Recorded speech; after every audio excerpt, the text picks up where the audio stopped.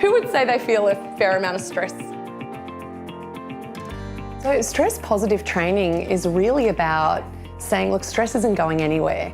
We are living incredibly stressful lives. To do well in our jobs, we have stress. To do well in our personal lives, that comes with more stress.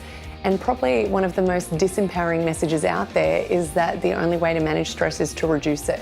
One of the exercises that Alison had us go through was actually saying out loud to somebody who's telling us that they're experiencing stress. Instead of saying calm down, actually say, you're the kind of person whose performance improves under pressure.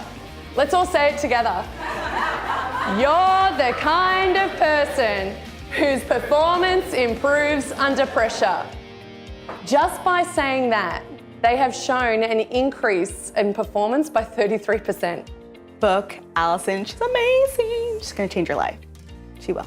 I had a past side of my life in the performance arts where I channeled the energy into like performance, and then I entered corporate America and I just stopped channeling stress. In any performance-related field, whether it be sport or getting astronauts ready to go into space, they do pressure training, right? Like the idea is that you got to learn to thrive and channel all of that so that you can succeed. And then you get thrown into a job and there's none of that.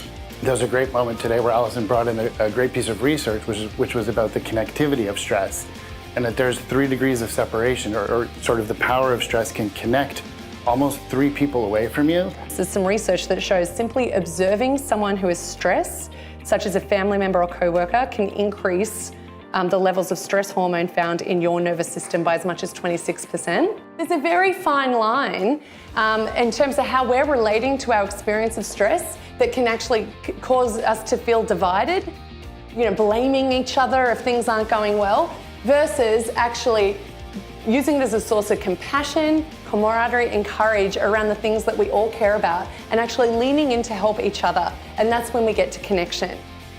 I felt the whole from to recontexting was really powerful. It just made me stop and think, God, if we could put that on a wall, because at any given moment, any of us fall on that wheel. And it's different things that push us from the positive side of stress to the negative side of stress. And it really made me think, yeah, when I'm getting in my head and I'm getting lost in that stress, how can I actually grab someone else by the hand? Because if I'm feeling it, other people in the team probably are too. How do we build more meaning, purpose, and passion and become fueled by that, be inspired to make a difference and ultimately grow? Stress is just a thing. It's not inherently good or bad. It's the experience that we make of our stress. And my real hope for the training is that anyone that comes into it, they're going to make that choice for themselves, that they want to thrive with stress and not just survive it.